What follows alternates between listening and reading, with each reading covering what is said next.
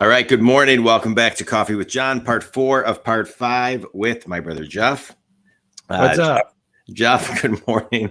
Um, all right. So let's recap for everybody real quickly. On show 1, we talked about finding your voice. On show 2, we talked about outlining your show.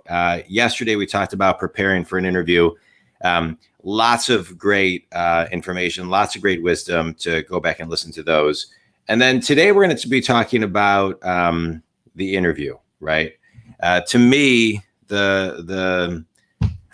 this what I tap into the most when I'm interviewing somebody is listening, right? Because I have to listen. I listen to every word they say, so I can elevate the discussion and my questions from that point. But I want to talk about how you do it. Yeah, well, to me, it's sort of the part 2 of the preparing. I agree with you.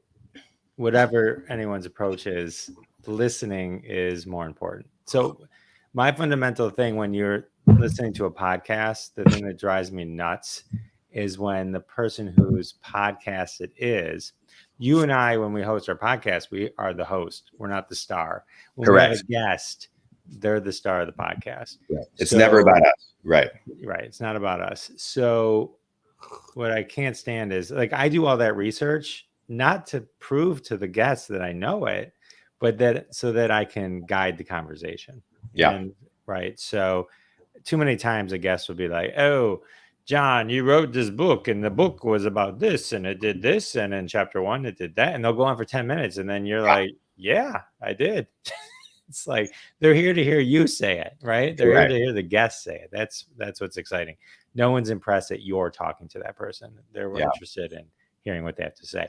So I have a comment on that because I think it's really, really important. And my favorite podcasts that I listen to are just that, right? One where the guest is really inquisitive, really curious, asks great questions, and never plays the hero. They're always the guide, bringing the best to inspire the listener.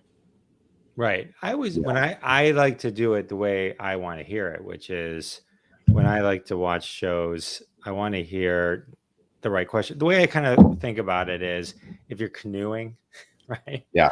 You don't canoe. You kind of just paddle and then let the river kind of just take you a little bit, right? And so to me, that's what it is. And if you start to go off course, you can correct it, right, and move it down another path if you need to. So to me, it's kind of the same thing. You get them talking about themselves, get them feeling comfortable, because to me, like a lot of the times, I think hosts think that the jibber jabber back and forth is good and entertaining, but what it actually is doing is cutting off the conversation. It's kind of like when you're with your friends and you're having this amazing conversation. You're like, hey, you know what'd be great? Let's move this to the kitchen. And then you go to the kitchen, right? And they just kills it, right? It just moves it. That's what like interrupting someone while they're talking is. They're not going to go back. If they were about to go 3 levels deep and you cut them off because you wanted to be humorous or just make the listeners think you're listening or whatever, right? You're not going to get to that part of the story. You're like, oh yeah, that's what happened. Yeah. Right. I think the only time to pause, one of the things I find myself doing is when they're going from topic to the next topic, I'll kind of dive in and say, wait, before we move on to the next topic, I just have a question, and then pause into that when you have that window to actually get them to expand on something that they don't think was as important as the listener will, and then diving deeper into that element. I think it's also, as you're talking about, I think it's important to get to know different facets of the guest, right? A little bit about their world, their business, their life, their soul, what kind of made them tick, a childhood mentor that, got them to where they are today. I think, for me, my style is I try to kind of get a whole, full 360. What about you?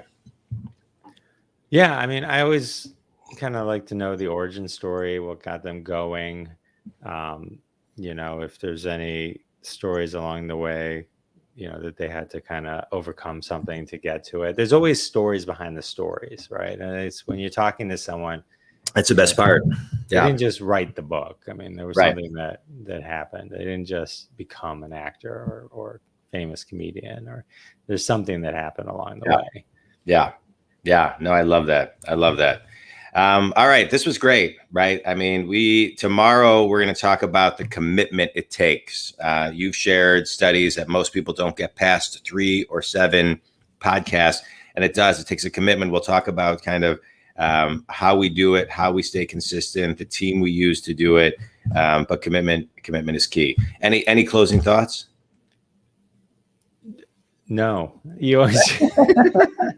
Tell everybody. I like to give it all right on the Right. Tell everybody about you and just hashtag Roundup and what you do and all that type of stuff. I'm the host of Live from Detroit, the Jeff Dwoskin Show.